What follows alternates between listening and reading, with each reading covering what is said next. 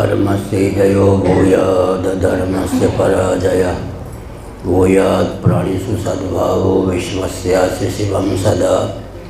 गवां वै मंत्रमूर्तीनां पुनर्भूयाज्जयो जयः कलंको गोवधोद्भूतः प्रभो राष्ट्रादपैतुनः। भूयात् भारतमस्माकमखण्डं धर्ममण्डितं स्वामिनां करपात्राणां वर्धतां धर्मसंहति। परमानंद समुद्रोल्लास निवासैक पूर्णिमा ज्योत्स्ने श्रीमत्करपात्र चरण सरसीव पादुके वंदे।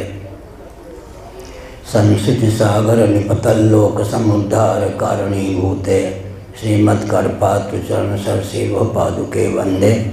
नारायणाखिल गुरो भगवन् नमस्ते शिवाय नमः शिवलिंगाय नमः तन्मे मन शिव संकल्पमस्तु।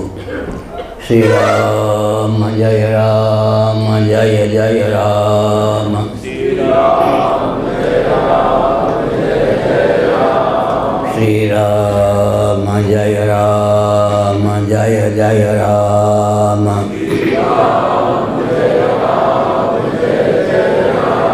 श्री राम जय राम जय जय राम।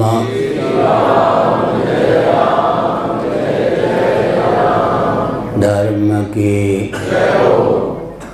अधर्म का प्राणियों में विश्व का गौ माता की गोहत्या भारत सर्वभूत हृदय धर्म सम्राट श्री स्वामी करपात्र जी महाराज की, श्री जगन्नाथ महाप्रभु की, श्री बलभद्र महाप्रभु की, भगवती सुभद्रा देवी की। हर हर महादेव। गोविंद जय जय गोपाल जय जय।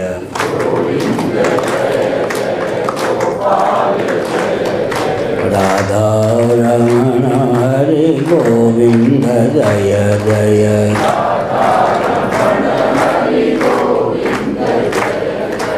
श्री कृष्ण गोविंद हरे मुरारे।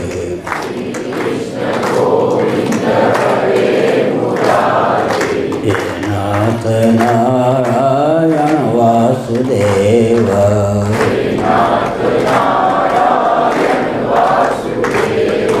गोविंद जय जय गोपाल जय जय।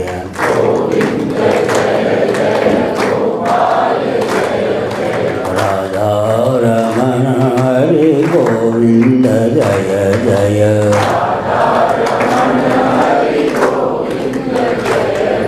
श्री वृंदावन बिहारी लाल की जय। नमो माधव्य। शंभो शिव शिव शिव शिव शिव शिव नारायण नारायण नारायण। धर्म सम्राट सर्वभूत हृदय पूज्य गुरुदेव का प्रादुर्भाव मार्गशीर्ष शुक्ल द्वितीया 1907 को हुआ था। 76 वर्ष की आयु में उन्होंने पद्मासन पर बैठकर भगवान का स्मरण करते हुए देह त्याग किया। माघ शुक्ल चतुर्दशी के दिन काशी में। कुछ महीने पूर्व उन्होंने मुझसे कहा था कि मैं अधिक समय तक इस शरीर में रहना उचित नहीं समझता। मैं तो रोने लग गया। तब उन्होंने कहा कि मेरे रहने के अनुकूल व्यक्तियों का स्तर समाज का स्तर नहीं रह गया।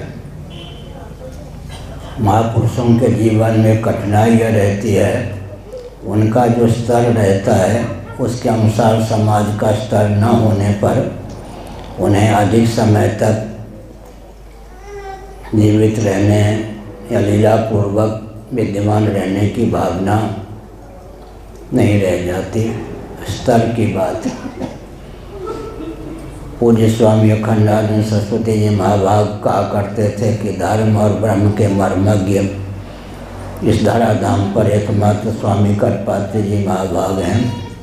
वेदों का तात्पर्य धर्म और ब्रह्म में सन्निहित है। पूर्व मीमांसा का प्रारंभ था तो धर्म जिज्ञासा इस सूत्र से होता है।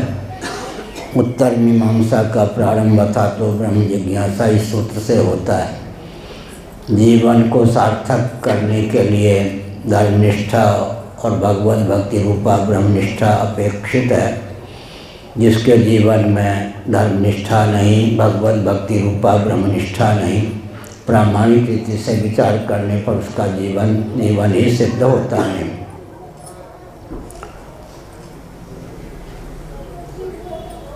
गांधी जी का कहना था कि मेरी लाश पर देश का विभाजन होगा।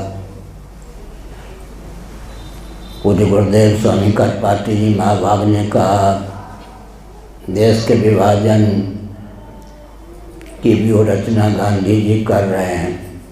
ऊपर से बोल रहे हैं कि मेरी लाश पर देश का विभाजन होगा, सावधान।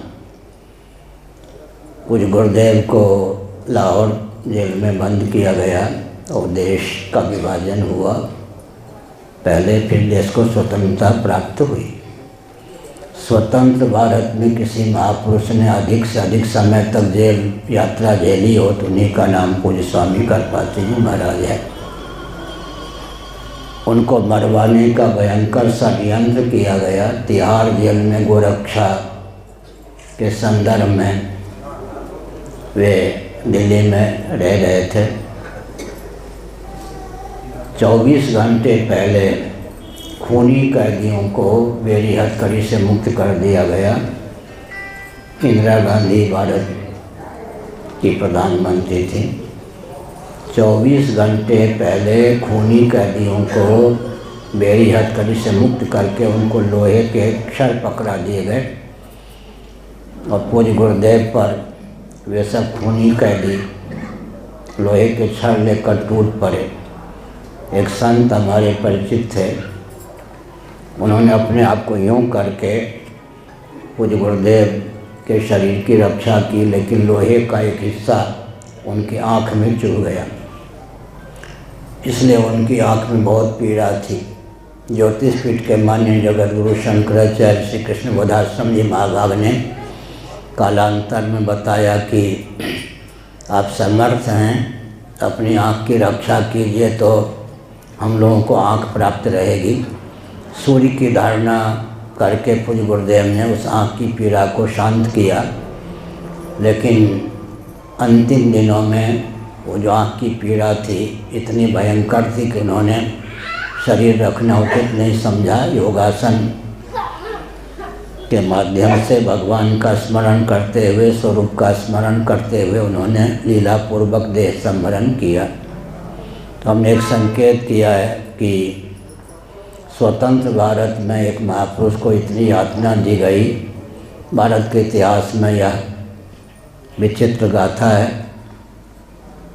किसी की निंदा में तात्पर्य नहीं है, लेकिन पूज्य स्वामी वामदेव जी महाराज का एक वाक्य बहुत ही स्मरणीय है। वो कहा करते थे कि नास्तिक शिरोमणि नेहरू के शासनकाल में यदि आस्तिक शिरोमणि स्वामी करपात्री न होते तो न जाने कम भारत की दुर्दशा हो गई होती।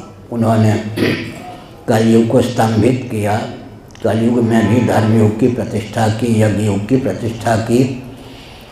उत्तर और पूर्व भारत में यज्ञ शास्त्रीय विधा से विलुप्त हो गया था। दिल्ली में जो उन्होंने अंग्रेज़ों के शासनकाल में एक विशाल यज्ञ किया, वायसराय जो समय थे यमुना पार पूज्य गुरुदेव के दर्शन करने आए। उन्होंने अपने टोप को हटाकर महाराज के चरणों में अपने आप को नतमस्तक किया। यह भारत का इतिहास।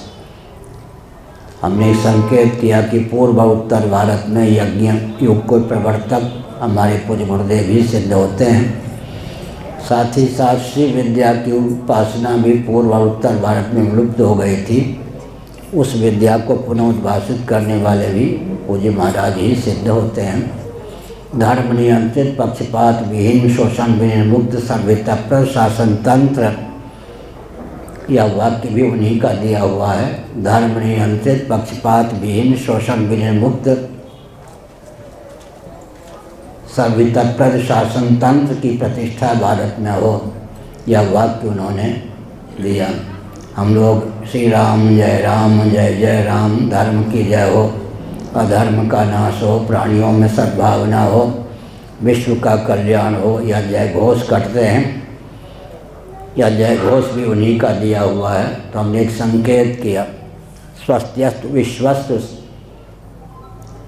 खलः प्रसीदताम, श्रीमद्भागवत के 5वें स्कंद का वचन है।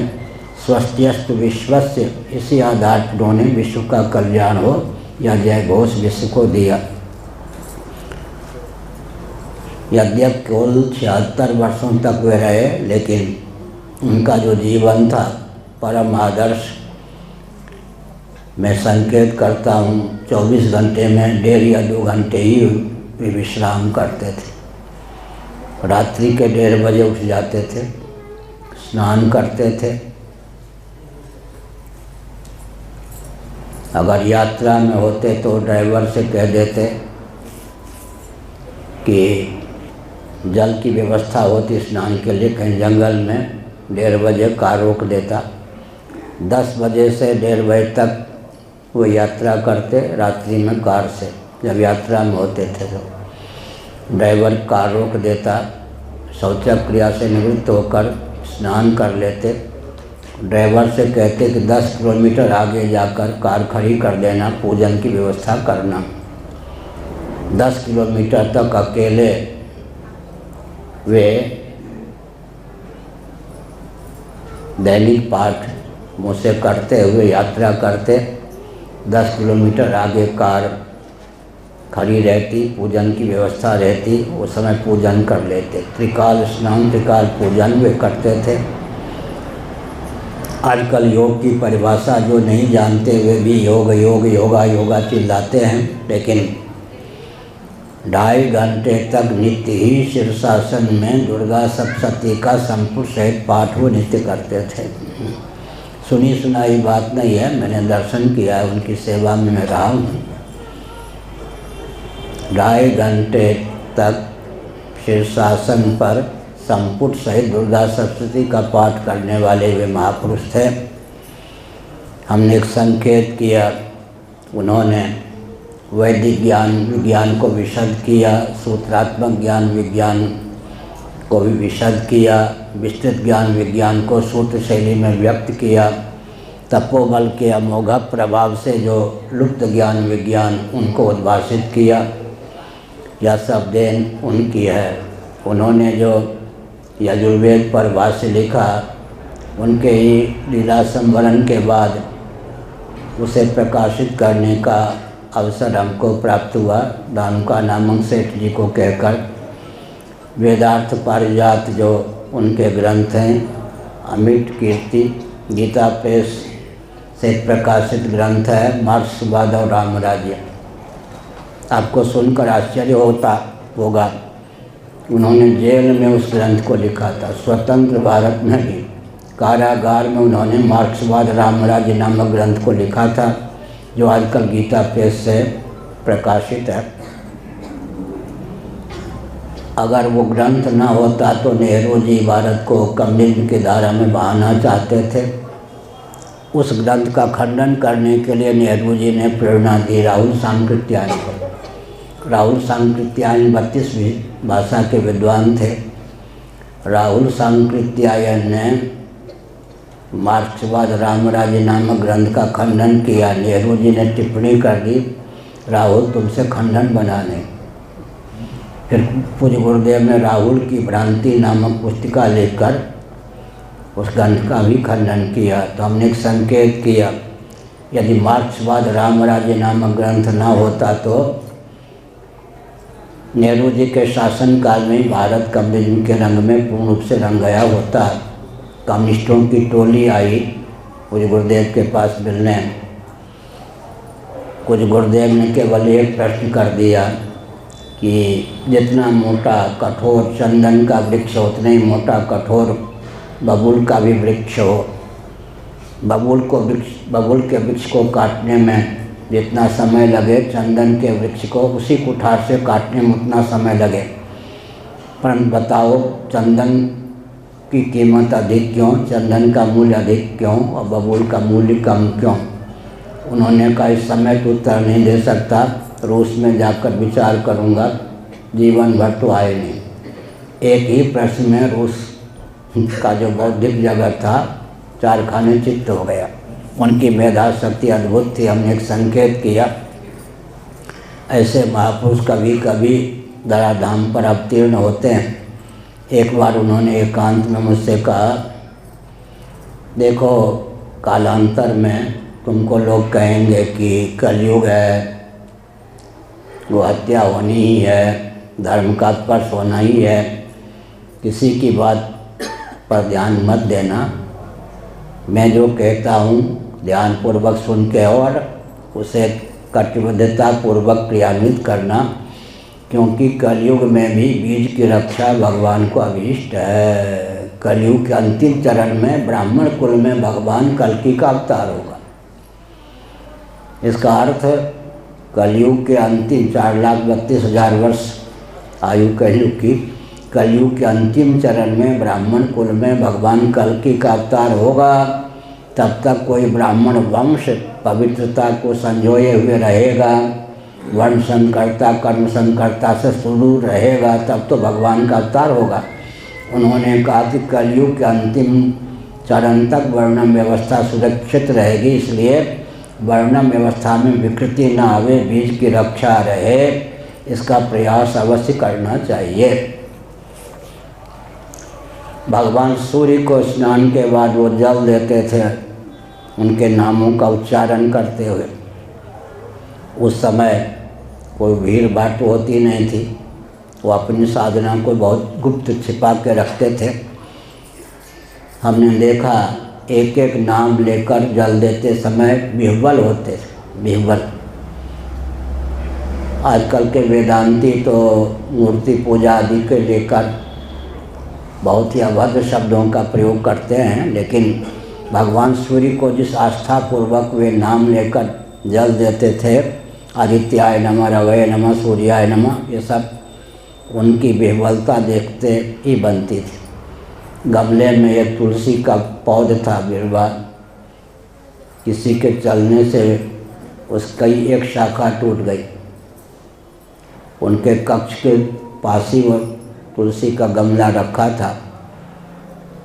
उन्होंने कहा, अरे राम, ऐसा कलयुग, किसी को चलना नहीं आया क्या?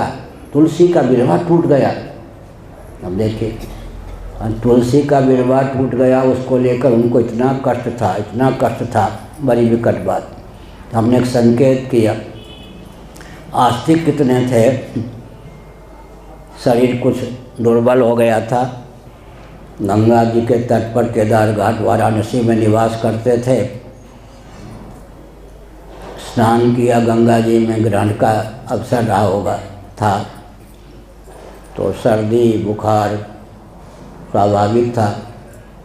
सेवा में रहने वाले एक ब्रह्मचारी ने कह दिया, आत्म चैतन्य गंगा स्नान का ये फल है, मना कर रहा था ना, आपने फिर भी गंगा स्नान कर लिया। महाराज को बड़ा कष्ट हुआ, अरे नास्तिक कहीं के, जुकाम के बुखार के हजारों कारण हो सकते हैं, तुमको गंगा ही दिखाई पड़ी दोष देने के लिए। कितने आस्तिकता। देखिए वो बात तो सच्ची थी कि शरीर दुर्बल था, फिर भी उन्होंने गंगा में गोता लगाया, बुखार हो गया। आत्म चैतन्य का मैं तो मना कर रहा था ना, आप नहीं माने, गंगा स्नान करने से बुखार हो गया। उन्होंने कहा, देख कितना नास्तिक है। मुझसे कहा, देखो कितना नास्तिक है ये, बुखार होने के, जुकाम होने के सैकड़ों कारण हो सकते हैं, ये गंगा पर दोष मर रहा है। इसका नाम आस्तिकता है, इसका नाम आस्तिकता है। शालग्राम को देख करके विह्वल इनके पितामह, रघुआ जी जिनको मैं कहता, इनके पिता के पितामह, क्या नाम, रामेश्वर सिंह जी, बैठे, रामेश्वर सिंह जी इनके पितामह हमारे गुरु भाई थे, उनको कहीं से शालाग्राम मिल गए। पूज्य गुरुदेव को मेरे सामने दिखाया, महाराज ये शालाग्राम है, आप परखिए। महाराज ने हाथ लेकर, यही शालाग्राम है, शालाग्राम है कहकर रोने लग गए। आजकल के सामान्य वेदांती शालाग्राम, नर्मदेश्वर आदि को कुछ गिनते नहीं, तुलसी के पौध को कुछ गिनते नहीं। तो हमने उनकी आस्तिकता का परिचय दिया, गंगा के प्रति इतनी भावना। भोजन के लिए भी रघुआ जी के लिए बोलते थे, आ जाए तो बहुत सौभाग्य समझें। क्या? आज रोटी दे दें घर के बाद बच्चे तो सौभाग्य। हाँ वो ठीक है। इनके पितामह को कहा कि देखो, इनके पितामह समझ नहीं पाए, पर इनके पितामह को कहा अगर बेटे पोते बड़े प्रेम से पत्नी भोजन दे दे तो समझो कि बस संसार में भटकने का योग सध गया। पुण्य का उदय हुआ है। हाँ, पुण्य का उदय हुआ है। पुण्य का उदय हुआ है। लेकिन थाल परोसने के बाद कोई छीन ले तो समझो महापुण्य का उदय हुआ है। अगर वैराग्य के अनुकूल परिस्थिति होती है तो पुण्य नहीं, महापुण्य का अवसर प्राप्त है। कोई बढ़िया भोजन थाल में परोस के दे दो तो समझो कि पुण्य का उदय हुआ है। परोसा हुआ भोजन सामने से लेके भाग जाए तो समझो महापुण्य का उदय हुआ है। उनका नाम लोगों ने रखा था करपात्री। जब ब्राह्मण ठीक ढंग से आचार विचार संपन्न थे, उनके घर में चौके चूल्हे की मर्यादा सुनिश्चित थी, तो वे हाथ पर ही भिक्षा मांग के पाते थे, इसलिए उनका नाम करपात्री हुआ था। एक बार उन्होंने संस्मरण बताया मुझको, भिक्षा मांगने पर रोटी का टुकड़ा मिला, ऐसे किए हुए थे। पाना चाहते थे तो एक बंदर आ गया, महाराज ने यूँ बंद कर दिया। बंदर बड़ा हृष्ट पुष्ट था, उसने मुट्ठी खोलने का प्रयास किया। महाराज ने कहा ये तो नहीं हो सकता है। उसने नोच लिया। महाराज का तुम कितना भी परेशान करो रोटी नहीं दे सकता, अगर तुम गिड़गिड़ाते मांगते किलकारी मारते तो मैं दे देता, भूखा रह जाता। मेरे खाने के योग्य नहीं रहा, लेकिन मुझे धौंस दिखाकर तुम रहना चाहो वो नहीं हो सकता। ये देखिए उन्होंने संकेत क्या किया, कोई बंदर भूखा है, वो मांगता तो अपने भूखे रह जाते, रोटी का टुकड़ा दे देता। वो ज़बरदस्ती मुट्ठी खोल कर लेना चाहता, ये नहीं। कल कोई भारत को लेना चाहेगा तो ये हमने संकेत किया, यात्रा भी करनी है। तो सब प्रकार से विद्वान भी, लेखक भी, वक्ता भी, शास्त्रार्थी भी और राष्ट्र की रक्षा के लिए जूझने वाले भी, एक व्यक्ति में इतनी योग्यता नहीं होती। कोई वक्ता अधिक होते हैं तो लेखक नहीं होते। श्री प्रभुदत्त जी महाराज लेखक बहुत अच्छे थे तो वक्ता नहीं। कोई वक्ता होते हैं तो लेखक नहीं। कोई लेखक और वक्ता होते हैं तो उनमें पढ़ाने की क्षमता नहीं। पढ़ाने की क्षमता हो, लेखक हो, वक्ता हो, तो ग्रंथ लिखने की, भाष्य लिखने की क्षमता नहीं होती है। ये सब भी हो तो सरकार की एक घुड़की पर डर जाते हैं। सब प्रकार से स्वस्थ क्रांति के उद्भाषक, इसलिए हमने एक संकेत किया कि उनके जो ग्रंथ हैं अद्भुत, कम से कम मार्क्सवाद रामराज्य नामक ग्रंथ जो गीता प्रेस से प्रकाशित है उसका अध्ययन करना चाहिए। मार्क्सवाद रामराज्य नामक ग्रंथ की यह महिमा है कि नेहरू जी के शासनकाल में कम्युनिज्म भारत में नहीं आया, आज तक नहीं छा पाया। उस ग्रंथ ने क्या किया, भारत को कम्युनिज्म की धारा में बहने से रोक दिया। या उनकी लेखनी की अद्भुत क्षमता, हमने एक संकेत किया। हर प्रकार से उत्तम कोटि के, उच्च कोटि के लेखक, उच्च कोटि के वक्ता, उच्च कोटि के भाष्यकार। यजुर्वेद पर तो उन्होंने भाष्य लिखा ही, ऋग्वेद के प्रथम मंडल पर भी भाष्य लिखा। वो मेरे पास अलमारी में सुरक्षित है, ध्यान दिलाइएगा। पहले मंडल पर अवसर आने पर उनके अक्षर को पहचान के, उनके अक्षर पहचानने वाले गिने चुने व्यक्ति होते थे। तो बहुत उच्च कोटि की क्रांति उन्होंने दी। साथ ही साथ वैदिक वाङ्मय को जहाँ समृद्ध किया, भारत को सुस्थिर किया, वहाँ लगभग 6 वर्षों तक चातुर्मास्य के दिनों में उनसे पढ़ने का सुयोग सधा। वो भी उनकी कृपा। हमें पता नहीं था कि महाराज काशी में पढ़ाते हैं। मैं मुजफ्फरनगर में था, पता चला कि लुधियाना में कुछ गुरुदेव आए हुए हैं, दर्शन करने गया। उन्होंने कहा सुनो, सावन भाद्र में मेरे पास आके पढ़ा करो, मैं पढ़ाता हूँ। उन्होंने स्वयं कहा। तो मैंने कहा हो भाग्य। फिर जाकर मैं उनके चरणों में पढ़ना प्रारंभ किया। 6 वर्षों तक श्रावण भाद्र महीने में उनसे वेदादि ग्रंथों को पढ़ने का अवसर मिला। कृपालु कितने थे, एक बार एकांत में उन्होंने कहा, जो ग्रंथ मैं तुम्हें नहीं पढ़ा पाया, मन करता है कि वो ग्रंथ भी पढ़ा देता तो अच्छा था। शरीर जर्जर हो गया है, पढ़ाने की क्षमता नहीं रह गई है, लेकिन गंभीर हो गए। गंभीर होने के बाद 1 मिनट बाद उन्होंने कहा, आशीर्वाद तो दे ही सकता हूँ, आशीर्वाद दे रहा हूँ, जिन ग्रंथों को मैं पढ़ा नहीं पाया वो ग्रंथ भी तुमको लग जाए। इतना ही नहीं, पुरी के शंकराचार्य श्री निरंजन देव जी महाभाग उनके दीक्षित शिष्य थे। एक बार दर्शन करने आए, उनसे कहा मेरे सामने, मेरा स्वास्थ्य जर्जर है, इसकी पढ़ाई मेरे लिए कहा छूटे नहीं। और जगह आप श्रावण भाद्र में रहेंगे, चौमासा करेंगे तो रुपए भी खूब मिलेंगे, 15-20 व्यक्तियों का भरण पोषण भी होगा, साथ में रहने वालों का। यहाँ हो सकता है आपको कभी रोटी मिले, कभी ना मिले, लेकिन इसकी पढ़ाई न छूटे। इसलिए मेरा अनुरोध है कि इस बार मेरे पास ही आप श्रावण भाद्र में रहें और पढ़ा दें। कितनी ऊंची बात। फिर महाराज से बैठा नहीं जाता था, फिर भी 3 घंटे तक हमको पढ़ाते थे। 9 से 12 तक कुछ गुरुदेव 3 घंटे तक पूर्वाचार्य श्री निरंजन देव जी महाभाग हमको पढ़ाते थे। महाराज बैठ के सुनते थे। 3 दिनों के बाद एकांत में कहा कि बहुत विद्वान तो हैं पुरी के शंकराचार्य, मेरे विद्यार्थी भी रहे हैं, लेकिन वो दक्षतापूर्वक पढ़ा सकेंगे या नहीं, ये मुझे देखना था। बीच में मैं प्रश्न कर देता तो ये इसके प्रश्न का उत्तर और संभल के दीजिए, और संभल के दीजिए। फिर कहा कि बहुत दक्ष हैं पढ़ाने में। अब सुनो, पाठ के समय लेट जाना अनुचित, बैठा नहीं जाता।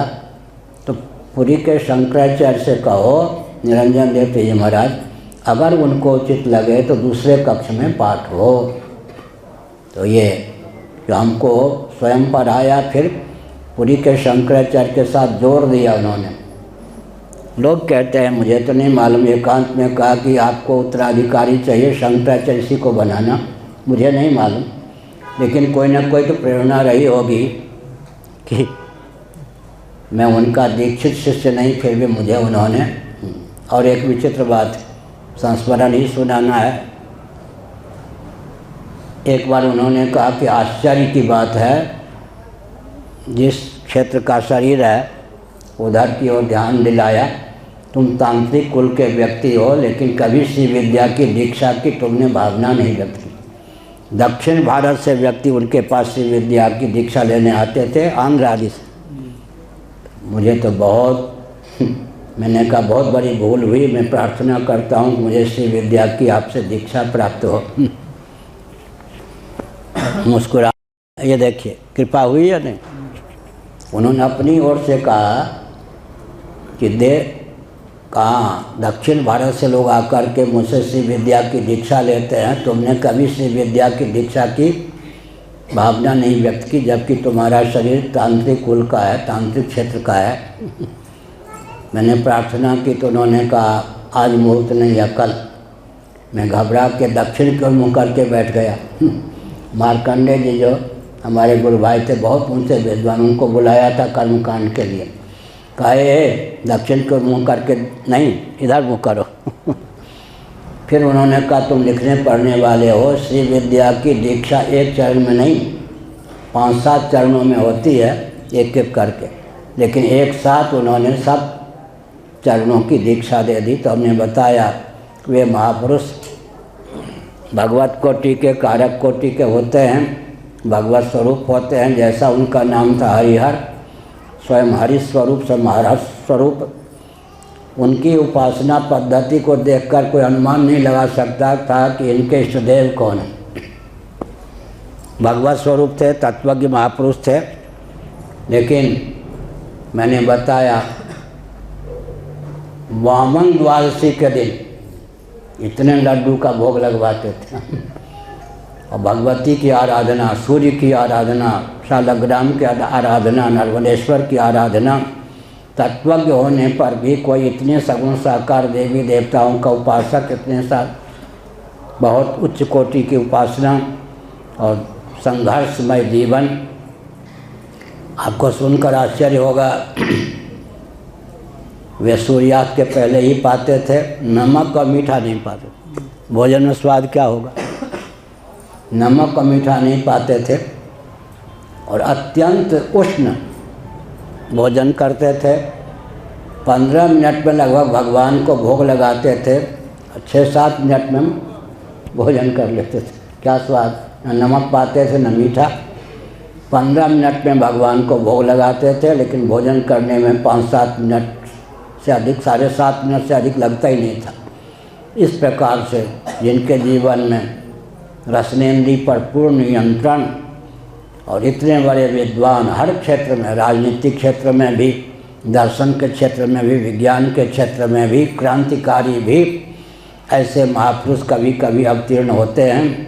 1 नंबर के वक्ता, 1 नंबर के लेखक, 1 नंबर के विद्वान, 1 नंबर के क्रांतिकारी, ऐसे महापुरुष। नेहरू जी कभी भी उनसे मुँह नहीं लगाए। कोई कहता भी था स्वामी करपात्री जी आपकी आलोचना करते हैं, हाथ जोड़ लेते। नेहरू जी ने यह ध्यान रखा, कभी महाराज के विरोध में अपना मुंह नहीं खोला। पूज्य गुरुदेव का निर्वाण दिन तो हमने प्रवचन प्रारंभ किया था। उन्होंने कहा था कुछ समय बाद मैं देह त्याग कर दूंगा। क्यों करूंगा? उन्होंने बताया समाज का स्तर गिर गया। महापुरुषों को यही वेदना होती है कि मेरे रहने योग्य स्तर है या नहीं। श्री कृष्ण भगवान को भी यह वेदना थी। और अंत में संकेत करूं, रे मन धीरज काहे न धरे। 500 वर्ष पहले कितना दिव्य वातावरण रहा होगा। उस समय सूरदास को लिखना पड़ा। सूरदास के लिए उस समय भी मानो दम घुट रहा था। महापुरुष ऊपर से आते हैं, दिव्य लोक से आते हैं। मर्त्य लोक का वातावरण जो होता है, कितना भी परिष्कृत हो, उनके स्तर का नहीं होता। आज तो कलयुग की पराकाष्ठा है, लेकिन 500 वर्ष पहले सूरदास को कहना पड़ा, रे मन धीरज काहे न धरे। तुलसीदास जी को एक दिन लगता था कठिन। 500 वर्ष पहले तुलसीदास जी हुए। इन लोगों के समय में समाज का स्तर बहुत ऊंचा था, लेकिन उनका स्तर इतना ऊंचा था कि उस समय भी उनको लगता था कि दम घुट रहा है। तो सचमुच में दिव्य लोक से जो महापुरुष आते हैं, भगवान आते हैं, मर्त्य लोक में वे रह जाते हैं, वो उनकी लीला है, उनकी तपस्या है। मैं एक संकेत करूं, वन में मैं बहुत रहा हूँ। एक धर्मानंद जी हमारे गुरु भाई हैं, वो भी जंगलों में रहते। एक बार वो आए वृंदावन में मुझसे मिलने, मैंने उरियावा के आश्रम में ठहराया। उनके दम घुटने लग गए, जबकि वहाँ का वातावरण अच्छा था। वन में रहने वाला कितनी भी स्वच्छता क्यों ना हो, उसको गांव में, शहर में ले जाएं, उसको प्राणांत का कष्ट होता है। तो वैकुंठ इत्यादि से जो अवतीर्ण होते हैं, सत्यलोक से जो अवतीर्ण होते हैं महापुरुष, उनको मर्त्य लोक में तो लगता है उनके सामने, उनके लिए यही तप है ना। एक एक क्षण मर्त्य लोक में व्यतीत करना उनके लिए बहुत बड़ा दंड है। एक प्रकार से तपस्या है यार, कि मर्त्य लोक में उद्धार करने के लिए आते हैं। तो मैंने संकेत किया, कल भी मैंने कहा था, चतुर्दश भुवनात्मक ब्रह्मांड में जहाँ कहीं कोई दिव्यता है, वेदादि शास्त्र सम्मत सिद्धांत को क्रियान्वित करने के लिए है। अगर वेदादि शास्त्र सम्मत सिद्धांत ना हो तो नरक और नारकी प्राणियों का समुदाय ही पृथ्वी रह जाए। श्री राम जय राम जय जय राम। हाँ, नरक और नारकी प्राणियों का समुदाय ही भूमंडल न रहे, इसलिए आवश्यक है कि वेदादि शास्त्र सम्मत कर्म कांड, उपासना कांड, ज्ञान कांड के अनुरूप जीवन यापन करें। अशुभ वाक्य से प्रवचन को विराम नहीं देना चाहिए, इसलिए हमने एक वाक्य और बोल दिया। श्री राम जय राम जय जय राम। आगे बहुत कुछ होना है, डरा नहीं रहे। और एक प्रकार से विप्लवपूर्ण वातावरण बहुत सन्निकट है, सावधान रहने की आवश्यकता है। धर्म और ईश्वर के बल पर उज्जीवित रहने की आवश्यकता है। उस घाटी को पार करने के बाद भारत हिंदू राष्ट्र के रूप में ख्यापित होगा। पूरे विश्व में हिंदुत्व की लहर चलेगी और कई वर्षों तक भारत के प्रभाव में आकर अन्य देश भी आर्योचित आचार विचार से संपन्नता का परिचय देने में समर्थ होंगे। हर हर महादेव।